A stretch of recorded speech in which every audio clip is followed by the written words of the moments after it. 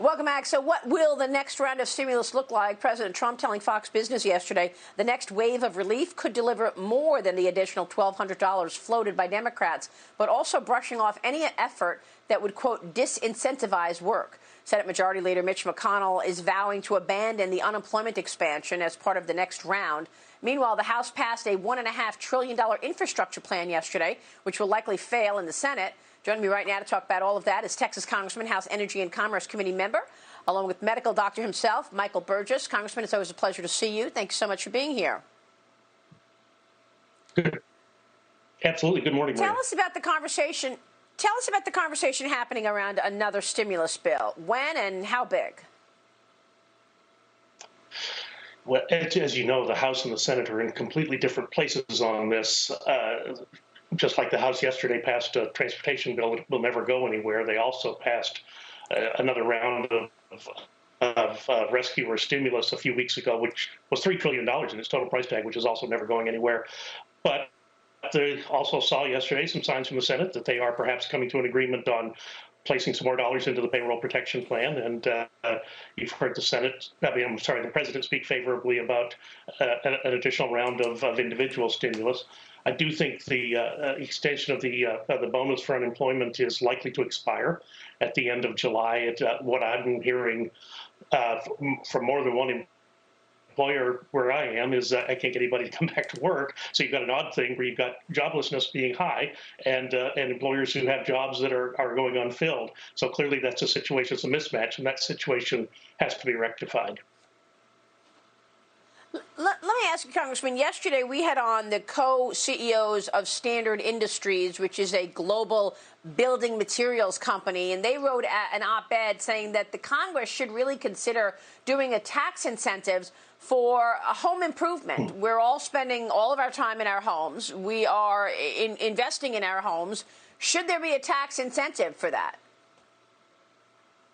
I'm not sure about that, but and you and I have talked about this before, certainly the payroll tax holiday or payroll tax rollback, which would be an immediate stimulus to working people, an immediate stimulus to jobs. I think that is something that I know other House members have talked about, and I think Republicans in the House could get behind.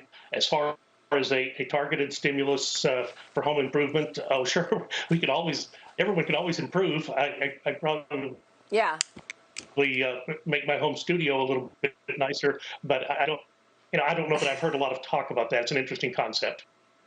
Okay. All right. Well, then that's news in and of itself. It's not something you're considering. Meanwhile, coronavirus is spiking across the country right now, Congressman. As you know, even in your home state, the U.S. seeing more than 52,000 cases yesterday. Your home state of Texas seeing a single-day jump of more than 8,000 cases. What should we be doing to curb the surge of cases? Did we reopen too quickly?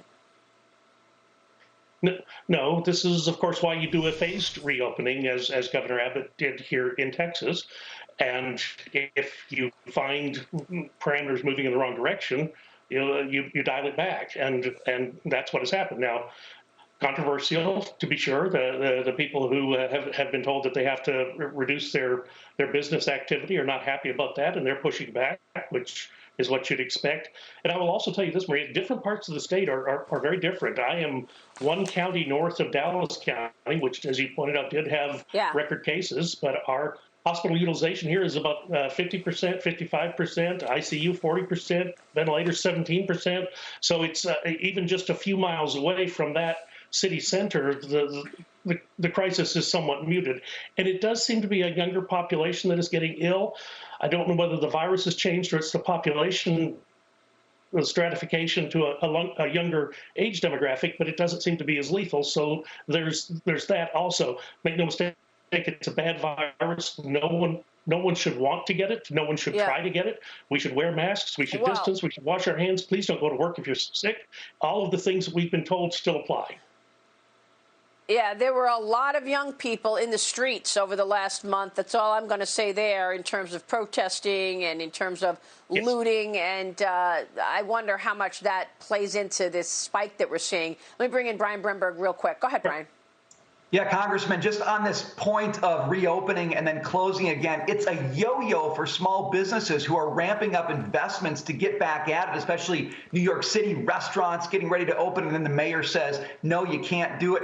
If we don't stop the yo-yoing, it doesn't matter how much stimulus we get, we won't continue this recovery. What can Congress do to help prevent that? Because small businesses are really frustrated with the uncertainty.